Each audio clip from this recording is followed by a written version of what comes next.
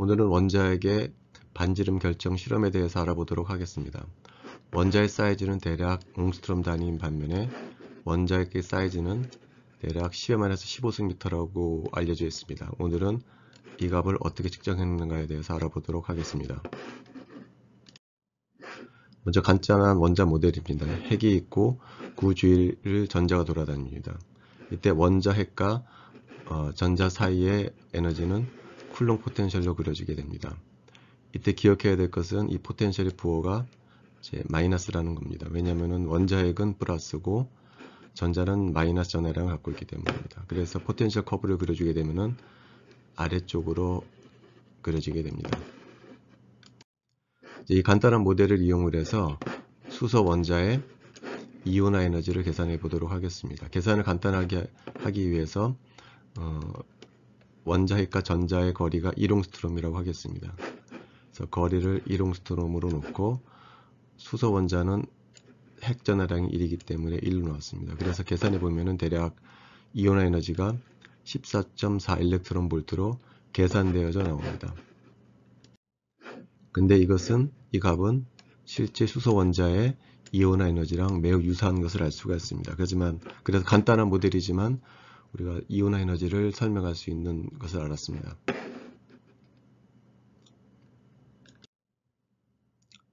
다음은 알파 입자와 원자 핵 사이의 포텐셜 에너지에 대해서 알아보도록 하겠습니다. 포텐셜 에너지의 형태는 같은데 다만 다른 것은 두 개가 플러스 전하량을 갖고 있기 때문에 포텐셜이 양의 값을 갖게 됩니다. 그래서 포텐셜 에너지는 수평선 위쪽에 그려지게 됩니다.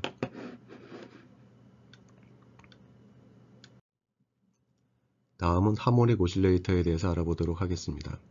하모닉 오실레이터는 스프링으로 매달려 있고 스프링의 힘상수를 K라고 하게 되면 포텐셜은 2차식으로 표현되게 됩니다. 그래서 그림을 그려보면 이런 파라볼라가 나오게 됩니다. 여기서 이 진자의 토탈 에너지를 2라고 하게 되면 토탈 에너지는 수평선으로 표현되게 됩니다. 이때 우리가 터닝 포인트라는 것을 정의할 수가 있는데 진자의 토탈 에너지가 이 수평선이라고 하게 되면 진자는 이 안쪽에서만 진동 운동을 할 수가, 이 바깥쪽으로는 나갈 수가 없습니다. 그래서 이 포인트를, 다시 말하면 토탈 에너지하고 포텐셜 에너지가 같게 되는 지점을 우리가 터닝 포인트라고 부르고, 이 경우에 진자의 거리는 터닝 포인트, 왼쪽 터닝 포인트와 오른쪽 터닝 포인트 사이에서만 존재할 수 있습니다. 여기에 진자가 이 위치에 있다고 가정을 했을 때 포텐셜 에너지하고 키네틱 에너지는 이 그림에서 어떻게 표현되는지 알아보도록 하겠습니다. 포텐셜 에너지는 수평 기준선으로부터 포텐셜 에너지까지의 거리가 포텐셜 에너지고, 키네틱 에너지는 포텐셜 에너지로부터 키네틱 에너지 사이의 간격을 우리가 키네틱 에너지라고 부릅니다. 토탈 에너지는 수평선으로부터 토탈 에너지 사이의 간격을 토탈 에너지라고 부릅니다. 하모닉 오실레이터인 경우에는 이 세 에너지의 부호가 전부 양수임을 알 수가 있습니다. 키네틱 에너지는 모든 경우에 양수지만 포텐셜 에너지와 토탈 에너지는 음수가 될 수도 있습니다. 다음의 경우가 그런 경우인데, 이것이 다시 이제 원자입니다. 원자의 포텐셜 에너지는 앞서도 말했듯이 부호가 마이너스이기 때문에 수평선 아래쪽에 그려지게 됩니다. 이때 토탈 에너지가 이 수준이라고 가정을 해보면은 이때 토탈 에너지는 음수가 됩니다. 그리고 터닝 포인트는 토탈 에너지와 포텐셜 에너지가 만나는 이 지점이 터닝 포인트가 되겠습니다. 그래서 입자는 0부터 터닝 포인트 사이에서만 움직일 수가 있습니다. 그래서 어느 순간 전자의 위치가 이 지점에 있다라고 했을 때 키네틱 에너지하고 포텐셜 에너지는 이 그래프에서 어떻게 표현되는지 알아보도록 하겠습니다. 앞서와 같이 수평 기준선으로부터 포텐셜 에너지 커브 사이의 간격을 포텐셜 에너지라고 부릅니다. 그리고 포텐셜 에너지로부터 토탈 에너지 사이의 간격을 키네틱 에너지라고 부릅니다. 토탈 에너지는 수평 기준선으로부터 토탈 에너지 수준까지를 우리가 토탈 에너지라고 부릅니다. 부호는 다음과 같습니다. 토탈 에너지는 수평선 아래쪽에 있기 때문에 음수. 포텐셜 에너지도 수평선 아래쪽에 있기 때문에 음수. 그러나 키네틱 에너지는 언제나 양수가 이 부분이 양수가 됩니다. 그래서 예를 들어서 토탈 에너지가 마이너스 50, 포텐셜 에너지가 마이너스 70, 그 나머지 부분이 이 부분은 플러스 20이고 이것은 키네틱 에너지가 설명해주는 양입니다.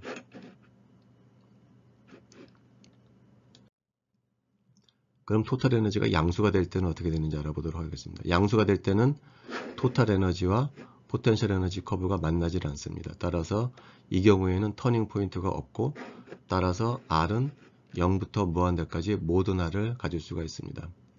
이때 어느 순간 전자의 위치가 이 포인트에 있다라고 했을 때 키네틱 에너지와 포텐셜 에너지를 그려보도록 하겠습니다. 아까 정의와 마찬가지로 여기가 포텐셜 에너지, 이게 키네틱 에너지, 토탈 에너지, 그 다음에 키네틱 에너지는 포텐셜 에너지 커브로부터 토탈 에너지 사이의 간격을 우리가 키네틱 에너지라고 부릅니다. 따라서 부호를 보면 토탈 에너지는 수평선 위쪽에 있기 때문에 양수, 포텐셜 에너지는 수평선 아래쪽에 있기 때문에 음수, 키네틱 에너지는 언제나 양수가 됩니다.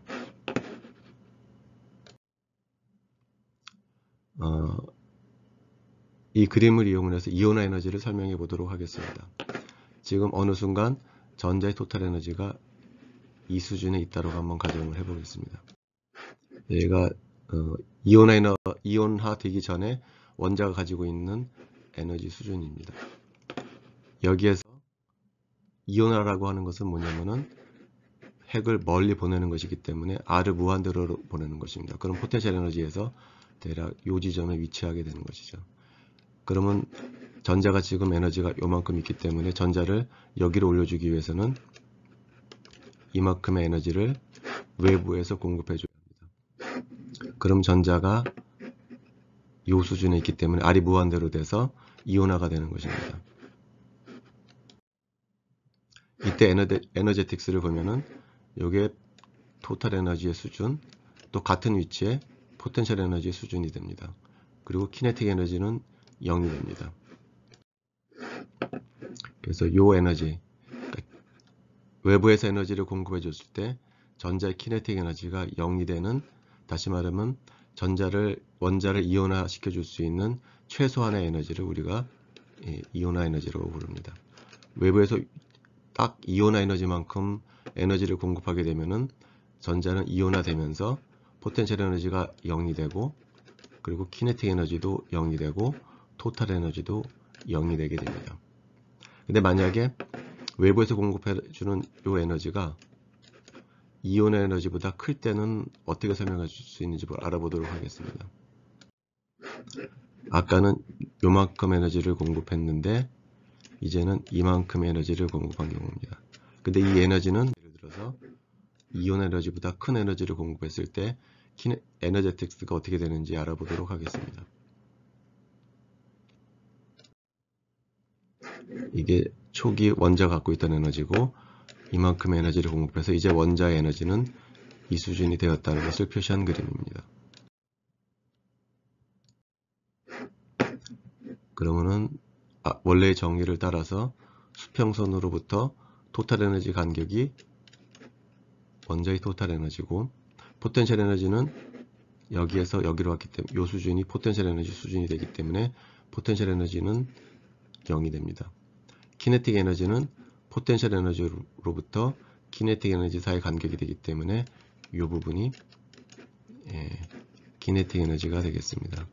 따라서 토탈 에너지는 0보다 크고 포텐셜 에너지는 0이고 키네틱 에너지는 0보다 큰 것을 알 수가 있습니다.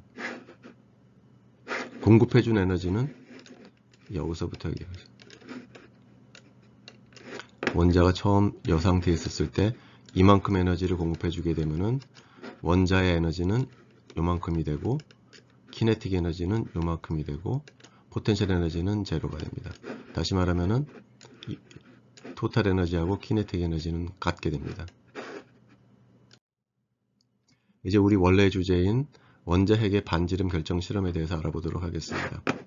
반지름 결정을 하기 위해서 러더퍼드는 알파 입자를 쏘아줬습니다.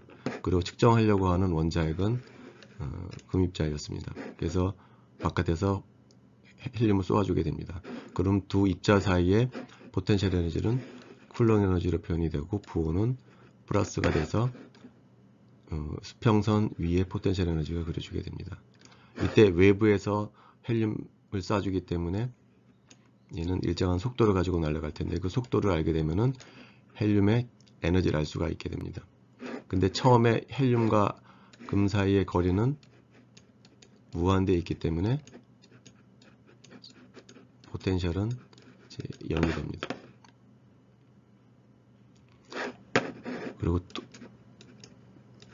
헬륨이 갖고 있는 토탈 에너지는 따라서 처음 헬륨이 갖고 있던 키네틱 에너지와 같게 됩니다. 다시 그리면 이렇게 되겠습니다. 처음에 알파 입자가 이 지점에 있습니다. R이 굉장히 멀리 떨어져 있는 곳에 있기 때문에 포텐셜 에너지는 제로라고 볼 수가 있습니다.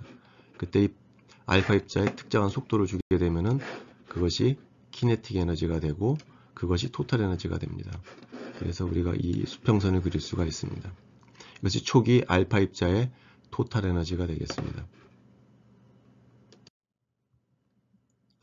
알파 입자가 여기 있어서 날라오게 되면 예를 들어서 어느 순간 이 지점에 도달했을 때 토탈 에너지는 보존 법칙에 의해서 변하지가 않죠. 그러나 포텐셜 에너지는 0에서 이만큼 증가하게 됩니다. 반면에 키네틱 에너지는 원래 토탈 에너지와 같았었는데 줄어들게 됩니다. 이게 더 파티클이 진행을 해서 이 지점에 돌아오게 되면은 포텐셜 에너지는 더 크게 되고 키네틱 에너지는 점점점 줄어들게 됩니다. 그래서 계속 진행하게 돼서 이 지점은 우리가 앞서 얘기했지만 터닝 포인트라고 정의한 그 지점에 도달하게 되면 이제는 모든 에너지가 포텐셜 에너지로 바뀌고 키네틱 에너지는 제로가 됩니다. 이 지점에 도달하게 되면 입자는 더 이상 왼쪽으로 날아갈 수 없고 다시 왔던 길을 되돌아가게 됩니다. 그래서 이 포인트를 우리가 터닝 포인트라고 부르게 됩니다.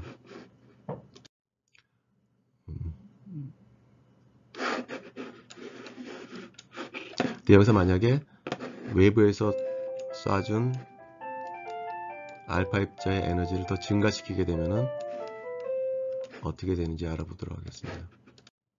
에너지가 작을 때는 터닝 포인트가 이 지점에 위치하지만 더 많은 키네틱 에너지를 공급하게 되면은 터닝 포인트가 더 줄어드는 걸 알 수가 있습니다. 다시 말하면은 처음 쏘아준 알파 입자의 속도에 의해서 속도가 작을 때는 좀 멀리 도달했다가 다시 다가오지만 속도가 빨라지게 되면 굉장히 가까이 갔다가 이제 되돌아온다는 걸 알 수가 있습니다. 따라서 외부에서 쏘아준 알파 입자의 키네틱 에너지를 알면 얼마나 가까이 갔는지를 우리가 계산할 수가 있습니다. 이것이 러더포드가 핵의 반지름을 결정한 실험 결과 데이터입니다. 여기 은입자가 있고 왼쪽에서 알파 입자를 쏴주게 됩니다. 그러면 여러 각도로 나갈 수가 있지만 러더포드는 대략 60도 각도에 디텍터를 설치하고 60도에 들어오는 알파 입자의 개수를 세었습니다. 그래서 실험 결과에서 Y축은 60도로 들어오는 알파 입자의 개수가 되고 X축은 뭐냐면은 처음에는 알파 입자의 키네틱 에너지를 5메가 일렉트론 볼트로 실험을 했습니다. 시험에 찍히고 그 다음에 알파 입자 키네틱 에너지를 증가시켰더니 조금 줄어들었습니다. 30, 50 하게 되니까 이제 점점 줄어들었습니다. 그래서 X축은 알파 입자의 키네틱 에너지고 Y축은 60도로 들어오는 알파 입자의 개수를 세는 실험을 했습니다. 근데 실험을 하기 전에 이론적으로 계산을 해봤습니다. 근데 계산할 때 가장 중요한 가정은 뭐냐면은 이 핵하고 알파 입자 사이의 힘은 전자기력이다 라는 가정을 해서 그래프를 미리 한번 계산해 봤더니 이런 그래프가 나왔습니다. 이 그림에서 이 녹색 부분에 해당하는 그래프가 바로 이론치입니다. 그리고 실제 실험을 해본 것이 바로 동그란 점입니다. 그림에서 보면 알겠지만 알파 입자의 키네틱 에너지가 작을 때는 굉장히 잘 맞았다는 거죠. 그러다가 대략 30메가 일렉트론 볼트가 지나가자 이제는 이론치하고 실험치가 일치하지 않게 벗어나게 된다는 거죠. 그러니까 30메가 일렉트론 볼트에서 무슨 일이 벌어졌다라는 얘기입니다. 이것을 러더퍼드는 어떻게 얘기했냐면은 이게 30이라고 하게 되면은 30보다 작은 키네틱 에너지를 갖고 있을 때는 핵에서 멀리까지밖에 도달하지 못하고 다시 돌아오게 됩니다. 이렇게 돌아오게 돼요. 그러다 30메가 일렉트론 볼트가 되면은 바로 핵을 딱 부딪히고 이제 돌아오게 된다는 겁니다. 그럼 30보다 더 큰 키네틱 에너지를 주게 되면 이제 알파 입자가 핵 안으로 이제 들어가게 된다는 겁니다. 근데 핵 바깥에는 전자기력만 존재하지만 핵 안에는 전자기력뿐만이 아니라 무슨 힘이 존재하냐면은